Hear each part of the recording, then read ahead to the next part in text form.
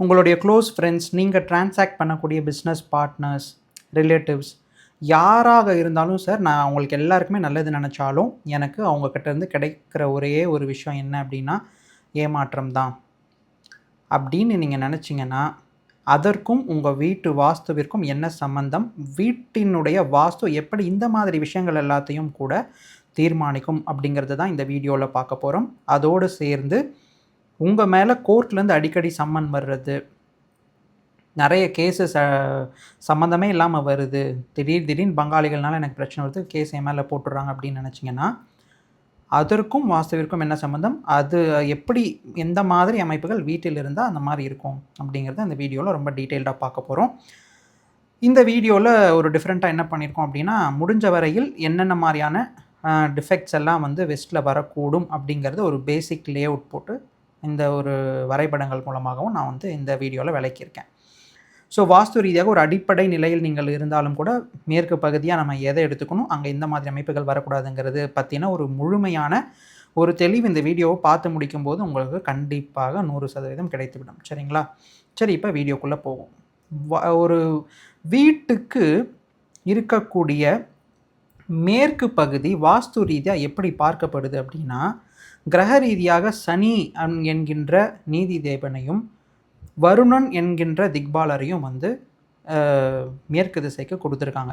எப்பொழுதுமே இந்த மாதிரி வாஸ்து, ஜோதிடம் இதெல்லாம் வந்து நம்ம ஆராயும் பொழுது அங்கே ஒரு ஃபிலாசபிக்கலாக, மித்தாலஜிக்கலாக எந்த மாதிரி ஆர்கிடைப்ஸு கொடுத்துருக்காங்க, எந்த மாதிரி ஆட்ரிபியூட்ஸ் அந்த திசைக்கு கொடுத்துருக்காங்கன்னு நம்ம புரிஞ்சுக்கணும். புரிஞ்சுக்கிட்டால் மட்டும்தான் நம்ம லைஃப்பில் அது எப்படி நமக்கு வேலை செய்யுது அப்படிங்கிற அந்த ஈஸியான அந்த கனெக்ஷன் வந்து நம்மளால் புரிஞ்சுக்க முடியும். அதனால தான் எப்பொழுதுமே நம்ம வந்து அதை விளக்கிட்டு நம்ம டீட்டெயில்டாக சொல்லுவோம். சரிங்களா?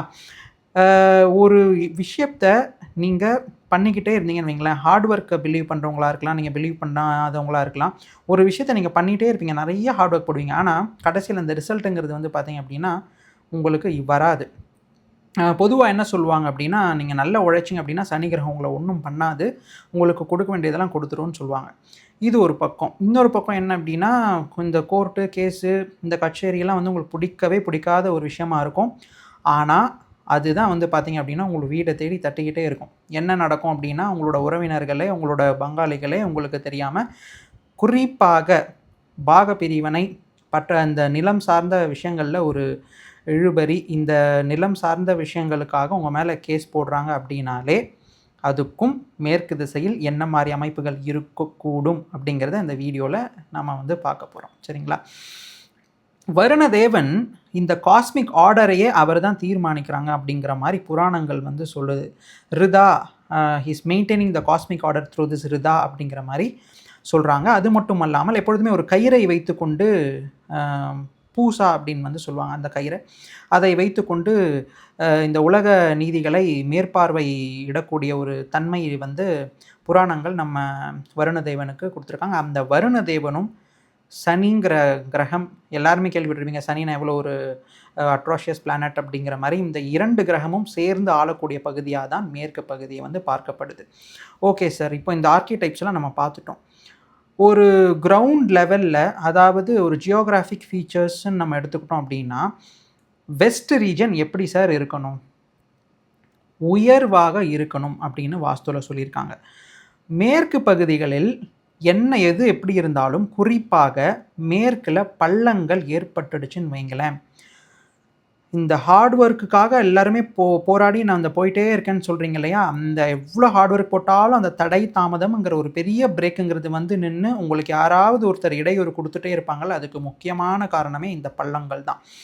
மேற்கில் ஏற்படக்கூடிய பள்ளங்கள் உங்களை பெரிய அளவிற்கு நிறைய இன்னல்களை வந்து நீங்கள் ஃபேஸ் பண்ணக்கூடிய அமைப்பை வந்து கொடுத்துவிடும். என்ன ஹார்ட் ஒர்க், என்ன நீங்கள் முயற்சித்தாலும் சரி, அது வந்து ஒரு லாஸ், ஒரு ஏமாற்றம், யாராக இருந்தாலும் சரி. ஒரு நீங்கள் தான் பிஸ்னஸில் இன்வெஸ்ட் பண்ணியிருப்பீங்க, பிஸ்னஸ் ஐடியா உங்களுக்கு தான் இருக்கும், பார்ட்னர்ஸ் எல்லாருமே திடீர்னு நீங்கள் கண் இமைக்கிற நேரத்தில் உங்களோட ஐடியாஸ்லேருந்து எல்லாத்தையும் ஸ்டீல் பண்ணிவிட்டு உங்களை பேக் ஸ்டாப் பண்ணுறதாகட்டும், ஃப்ரெண்ட்ஸை நீங்கள் அவ்வளோ ட்ரஸ்ட் பண்ணியிருப்பீங்க, எல்லாமே ஷேர் பண்ணியிருப்பீங்க, அவங்க உங்களை பேக் ஸ்டாப் பண்ணுறதாகட்டும், நீங்கள் ஒர்க் பிளேஸில் இருக்கக்கூடிய நபர்கள் கூட உங்களுக்கு சப்போர்ட் பண்ண மாட்டேங்கிறாங்கங்கிற ஒரு தன்மையை கூட கொடுக்க வல்லது எது அப்படின்னா மேற்கில் இருக்கக்கூடிய அந்த பள்ளம் தான். ஸோ சுற்றி இருக்கக்கூடிய என்வைரன்மெண்டல் ஃபேக்டர்ஸ் இப்படியெல்லாம் வாஸ்து ரீதியாக நம்மளை தாக்குமா அப்படின்னா கண்டிப்பாக தாக்கும். வாஸ்துயிர்கள் முக்கியமாக 2 விஷயங்களுக்கு நிறைய முக்கியத்துவம் கொடுக்குறாங்க. எல்லாருமே சொல்லுவாங்க இந்த சன் ரேஸ், இந்த சூரிய வெளிச்சம், இந்த நேச்சுரலாக எனக்கு எல்லாமே வந்துருச்சு அப்படின்னா வாஸ்துங்கிறது நமக்கு பேலன்ஸ் ஆயிடும். அப்படி இல்லை. வாஸ்துவில் எந்தெந்த இடங்கள், எந்தெந்த பாகங்கள் சுபத்துவம் வாய்ந்தது, சுபமற்றது அப்படிங்கிறத உச்சம் நீச்சம்னுங்கிற லாங்குவேஜ் யூஸ் பண்ணி கொடுத்துருப்பாங்க. அது மட்டும் இல்லாமல் ஒவ்வொரு பாகங்களுக்கும் ஒவ்வொரு தன்மையை பஞ்சபூதங்களின் தத்துவத்தினால் நமக்கு கொடுத்துருக்காங்க. புரியுதுங்களா? பஞ்சபூதங்கள் தான் இந்த உலகத்தையே இயக்கி கொண்டு இருக்கின்றது. நம்மளுடைய ஒரு சிந்தனையிலிருந்து வாழ்க்கையில் நடக்கக்கூடிய அனைத்து நிகழ்வுகளுக்கும் தீர்மானமாக நமக்கு பதிலை கொடுக்கக்கூடிய வல்லமை இந்த பஞ்சபூதங்களிடம் இருக்கின்றது. பஞ்சபூதங்கள் பொதுவாக இயங்குற வரைக்கும் நமக்கு ஒன்றும் இல்லை. நீங்கள் எப்பொழுது ஒரு 4 மூலைகளை பிரித்து விட்டு ஒரு வீட்டினை உங்களுக்குன்னு கட்டுறீங்களோ அப்பொழுது உங்களுக்கென்று ஒரு தனியான ஒரு வாழ்க்கை அனுபவங்களை இந்த பஞ்சபூதங்கள் உங்களுக்கு தந்துவிடும் என்பதில் எந்த ஒரு ஐயமும் இல்லை. உங்கள் லைஃப்பில் நடக்கக்கூடிய அத்தனை ஈவெண்ட்ஸையும் டிக்டேட் பண்ணுறது இந்த பஞ்சபூதங்கள் தான். This is how the cosmic law functions. இப்படி தான் பிரபஞ்சம்ங்கிறது இயங்குது. இதை நீங்கள் நினச்சாலோ நான் நினச்சாலோ மாற்ற முடியாது. இல்லை எவ்வளோ சயின்டிஃபிக்காக பார்த்து வாஸ்து தவறுன்னு சொன்னாலும் நீங்கள் சொல்கிறதுக்கு வேணால் அது ஃபேன்சியாக இருக்கலாம். பட் உண்மையாக மேற்கில் எந்தெந்த மாதிரி அமைப்புகள் இருக்கக்கூடாது அப்படிங்கிறத இப்போ நம்ம லே அவுட் ரீதியாக நம்ம பார்க்க போகிறோம். Okay, fine. So first west ரீஜனாக நீங்கள் எதை எடுத்துக்கணும் அப்படிங்கிறத இந்த வீடியோவில் நம்ம பார்ப்போம். இந்த ஃபுல் பிளாக் இருக்குது இல்லைங்களா, இதுதான் உங்களுக்கு வெஸ்ட் ரீஜன். இந்த ஃபுல் பிளாக் இங்கே இருக்கக்கூடிய பேச்சஸ் ஆஃப் லேண்ட், இங்கே இருக்கக்கூடிய நில அமைப்புகள் எல்லாமே நீங்கள் மேற்கு பாகமாக தான் எடுத்துக்கணும். இன்னொரு விஷயமும் சொல்லிக்கிறேன். பொதுவாக இந்த வாஸ்து ரீதியாக 16 மண்டலங்கள் 32 மண்டலங்கள்லாம் நிறைய பிரித்து நிறைய கன்ஃபியூஸ் பண்ணுவாங்க. அதுக்குள்ளெல்லாம் நீங்கள் போக வேண்டாம்.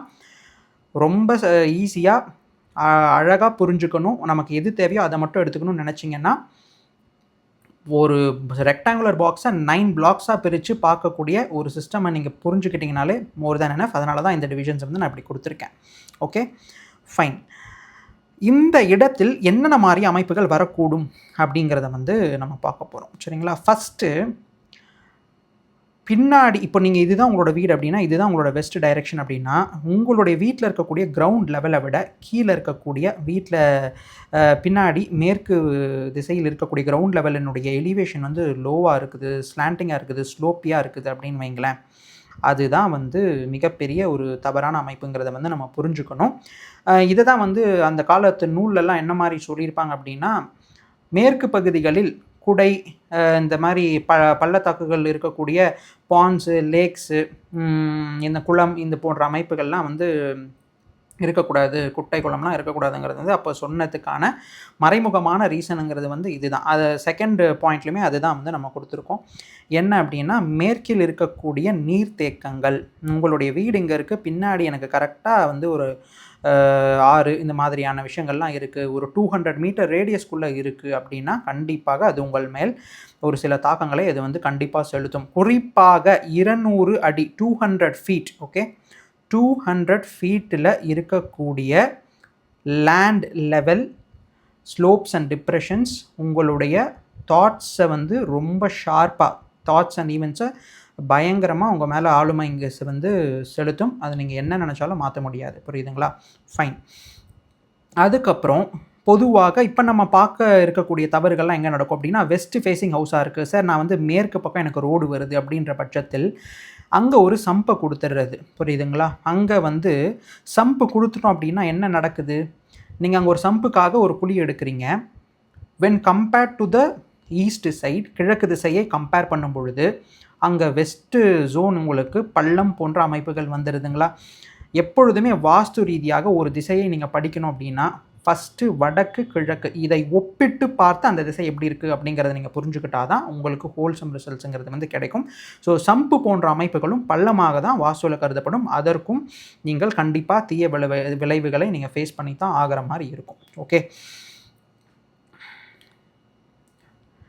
அதே மாதிரி தான் போர்வெல்லும் கூட. இதை பற்றி நம்ம ரொம்ப டீட்டெயில்டாக அதை பார்க்க தேவையில்லை. சம்ப் ஆர் போர் இதெல்லாமே மேற்கு திசையில் யார் கொடுப்பாங்கன்னா வெஸ்ட் ஃபேஸிங் ஹவுசஸில் தான் நடக்கும். இந்த 5th விஷயம் என்ன, ஒரு சிலருக்கு தெரிஞ்சிருக்கலாம், இல்லை தெரியாமலும் இருக்கலாம். என்ன வந்து நம்ம பொதுவாக நினைப்போம், இப்போ வந்து வெஸ்ட் ஃபேஸிங் ஹவுசஸாக இருந்தால் முன்னாடி காம்பவுண்டுக்கும் வீட்டுக்கும் நடுவில் கொஞ்சம் செட்பேக் ஸ்பேஸை வந்து நம்ம அதிகம் தரணும் இல்லைங்களா? ஏன்னா அப்படி தந்தால் தான் நமக்கு கொஞ்சம் கன்வீனியண்ட்டாக இருக்கும் அப்படின்ட்டு நீங்கள் தருவீங்க. ஆனால் அப்படி தர்றது ரைட்டா அப்படின்னா கிடையவே கிடையாது. நல்லா கவனிங்க. உங்களுடைய வீடு இங்கே வெஸ்ட்டில் அதிகமான ஸ்பேஸ் கொடுத்துட்டு வீடு எடுத்துகிட்டு போயிட்டு ஈஸ்ட்வுட் பிளாக்கில், அதாவது இது நம்ம 4 பிளாக்ஸ் எடுத்தோம்னா ஈஸ்ட் பிளாக்கில் நீங்கள் வீட்டை வந்து எடுத்துகிட்டு போயிட்டு வச்சுட்டிங்கன்னு வைங்களேன், அது வந்து சாதாரணமாக இல்லை. அதாவது இந்த கோர்ட் கேசஸ் இந்த மாதிரி விஷயங்களை கூட சமாளிச்சிடலாம். குறிப்பாக ஆண் மகன்களினுடைய ஹெல்த்தையே கம்ப்ளீட்டாக, தந்தையானாலும் சரி மூத்த பிள்ளையாக இருந்தாலும் சரி, கம்ப்ளீட்டாக வந்து முடக்கிறோம். அந்த அளவுக்கு ஒரு வாஸ்து தீவிரத்தை வந்து இந்த மேற்கில் இருக்கக்கூடிய அதிகமான காலியிடம்ங்கிறது வந்து கொடுத்துரும். இதை என்ன டேர்மில் சொல்லுவாங்க அப்படின்னா, எப்படி மேற்கு பார்த்த வீடுன்னு சொல்கிறீங்களோ அந்த மாதிரி கிழக்கு சார்ந்த வீடு அப்படின்னு சொல்லுவாங்க. கிழக்கு பார்த்த வீடு இல்லை, கிழக்கு சார்ந்த வீடு. ஒரு வீடே முழுமையாக கிழக்கில் அமரும் பொழுது அதனுடைய தாக்கம் உயிரை மாய்க்கும் அளவிற்கு ஆண்களின் மேல் செலுத்த வல்லதுங்கிறதுல வந்து ஒரு துளி கூட டவுட் இல்லை. எத்தனையோ வீட்டில் இந்த மாதிரி போய் நம்ம அந்த மாதிரி ஸ்டோரிஸ் வந்து கேட்டதுனால தான் இங்கே வந்து நான் இதை உங்களுக்கு சொல்கிறேன். ஃபைன். இப்போது இன்னொரு விஷயம், இது வந்து லெஸ் காமன், பட் ஸ்டில் இந்த மாதிரியும் நம்ம நிறைய பார்த்தது உண்டு. இதுவுமே எப்போ நடக்கும் அப்படின்னா, அங்கே இருக்கக்கூடிய கிரவுண்ட் லெவல் வந்து லோவாக இருக்குது அப்படின்றப்ப நடக்கும். பொதுவாக காம்பவுண்டுடைய ஹைட் வந்து மேலே ஈஸ்ட்டை விட நான் வந்து லோவர் பண்ணி கட்டுறதுங்கிறதும் தவறு தான். இன்னொரு ரீசன் முக்கியமாக என்ன நடக்கும் அப்படின்னா, வெஸ்ட் ஃபேஸிங் ஹவுசஸில் இப்போ ஈஸ்ட்டில் எனக்கு பின்னாடி இங்கே ஒரு வீடு இருக்குன்னா, சார் என்னுடைய இப்போ அவங்க இங்கேருந்து பார்த்தா அவங்களோட ப்ரைவசி வந்து நான் இன்வைட் பண்ணுற மாதிரி இருக்கும், என்னோட ப்ரைவசி அவங்க இன்வைட் பண்ணுறாங்க, ஒருத்தருக்குள்ளே ஒருத்தர் அந்த பார்வை வருது. அதுக்காக நான் இங்கே வந்து ஈஸ்ட்டில் கொஞ்சம் ஹைட் நல்லா ஏற்றி கட்டிட்டேன் ப்ரைவசி கன்சர்ன்ஸ்க்கு அப்படின்னு சொல்லுவாங்க. ஸோ மோஸ்ட்லி இந்த 2 ரீசனுக்காக தான் வந்து காம்பவுண்டுடைய ஹைட்டும் வந்து கிழக்கில் அதிகம் போட்டுட்டு மேற்கில் நம்ம கம்மியாக போட்டாலும் அது தவறு தான்.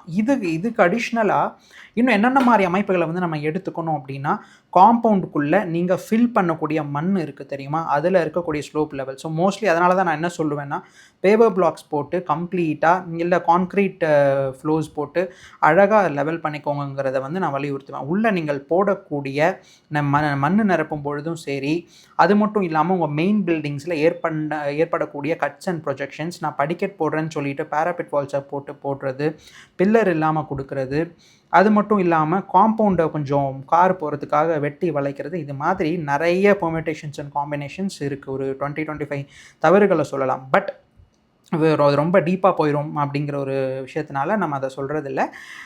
பேசிக்காக நிறைய மோஸ்ட் ப்ரிவாலண்ட் காசஸ் என்ன, மேற்கில் எப்படி இருந்தால் இந்த மாதிரியான அமைப்புகள் உங்களுக்கு இருக்கும் அப்படிங்கிறத ஃபுல் ஃப்ளெஜடாக சொல்லணும் அப்படிங்கிறதுக்காக தான் இந்த வீடியோ வந்து நான் கொடுத்துருக்கேன். இந்த மாதிரி அமைப்புகள் இருந்தால் இதை எப்படி சரி செய்யலாம் அப்படிங்கிற ஆலோசனையை நீங்கள் கேட்டுட்டு, இந்த மாதிரி வெஸ்ட்டில் பள்ளங்கள் வரும்பொழுது அதை எப்படி வந்து கரெக்டாக வித்தவுட் இந்த ரெமெடிஸ், எந்திரம், மந்திரம், இந்த மாதிரி தந்திரம் இதெல்லாம் இல்லாமல் வாஸ்து ரீதியாக எப்படி சரி செய்யலாம்ங்கிற நுணுக்கங்களை வந்து நீங்கள் நல்ல ஒரு தேர்வு பெற்ற நபர்கிட்ட கேட்டு சரி செய்துக்கும் அந்த ஒரு குறுகிய ஒரு 3 to 6 months தான் கம்பல்சரி. எந்த மாதிரி கேசஸ் இருந்தாலும் உங்களுக்கு நண்பர்களுடைய இஷ்யூஸ் இருந்தாலும் அது ரொம்ப ஈஸியாக சார்ட் அவுட் ஆகிடும். முக்கியமாக அந்த கேசஸ் பற்றி சொல்ல மறந்துட்டேன். அதிகமாக உங்கள் வீட்டுக்கு சம்மன் வருது, திடீர்னு இந்த நிலம் சார்ந்து வருது அப்படின்னாலே அந்த மேற்கு பள்ளத்தை வந்து நீங்கள் கண்டிப்பாக ஒரு 1க்கு 2 டைம்ங்கிறத வந்து யோசிக்கணும். மேற்கில் பள்ளம் ஏற்பட்டு விட்டால் அந்த வீடியோனோட ஒரே ஒரு முக்கியமான கருத்து என்ன அப்படின்னா, ஏமாற்றம்ங்கிறது இன்றியமையாத ஒரு விஷயமாக மாறிவிடும். உங்களுக்கு வரக்கூடிய வாஸ்து கன்சல்டண்ட்டே உங்களை ஏமாற்றிட்டு போகிற அளவுக்கு தான் இருக்கும். ஏன் சொல்கிறேன் அப்படின்னா, ஒரு டாக்டர் ஒரு வாஸ்து பார்க்கக்கூடிய ஒரு பெண்மணியிடம் இந்த மாதிரி பள்ளம் இருக்குது, இது வந்து வீடெல்லாம் நீங்கள் மாற்ற தேவையில்ல, வீடு மாற்றாமல் இந்த மாதிரி மந்திரிச்சு தராங்க அப்படின்னு சொல்லிட்டு கேரளாவில் இந்த மாதிரி மாந்திரிகம்லாம் பண்ணுறாங்க, அதை எடுத்துகிட்டு வந்து உங்கள் வீட்டில் வச்சாலே போதும்னு சொல்லி எடுத்துகிட்டு வந்து வச்சு ஒரு சில லட்சங்கள் வந்து அவங்க இழக்கக்கூடிய ஒரு தன்மையையும் இந்த மேற்கு பள்ளங்கிறது வந்து கொடுத்துருச்சு. சரிங்களா? ஸோ மேற்கில் இருக்கக்கூடிய பள்ளம் எது போன்ற நபர்களை உங்களுக்கு அறிமுகப்படுத்துது அப்படிங்கிறத வந்து நீங்கள் பார்த்துக்கோங்க. இந்த மாதிரி உங்கள் வீட்டில் இருந்தால் அதை வந்து நீங்கள் கண்டிப்பாக சீர் செய்து கொண்டு மென்மேலும் சிறக்க வேண்டும்ங்கிறது தான் இந்த வீடியோனோட கருத்து. அதே மாதிரி வரக்கூடிய கொஞ்சம் நாட்கள்லேயே வந்து பார்த்திங்க அப்படின்னா, இன்னும் ஒரு 2 or 3 வீக்ஸில் வாஸ்து வகுப்புகள் பற்றின அனௌன்ஸ்மெண்ட்டுங்கிறது வந்து கண்டிப்பாக வரும். யாரெல்லாம் வந்து வாஸ்துவை இந்த பிளான் இப்படி இருக்கணும், நார்த் ஈஸ்ட்டில் இது இப்படி இருக்கணும் அப்படிங்கிறதெல்லாம் இல்லாமல் முழுமையாக உங்களுடைய வாழ்க்கைக்கு ஏற்றாற்போல் எப்படி பிளான் பண்ணணும், இது போன்ற பல நுணுக்கங்கள் வந்து அந்த வகுப்பில் வந்து நம்ம கொடுத்துருக்கோம். வேர்ல்ட்ஸ் ஃபர்ஸ்ட் 3D சிமுலேட்டட் வாஸ்து கிளாஸாக இருக்கும். அதற்கான அனௌன்ஸ்மெண்ட்ஸ்லாம் ரொம்ப சீக்கிரமாக வரும். வெப்சைட்ஸை வந்து நீங்கள் ஆல்ரெடி போய் பார்க்கலாம், எந்த மாதிரி இதெல்லாம் வந்து இருக்குது அப்படிங்கிறத you will get a fair idea. So அதுக்காக காத்திருங்க. Until then stay tuned, take care. Signing off from you, உங்கள் பாலன்.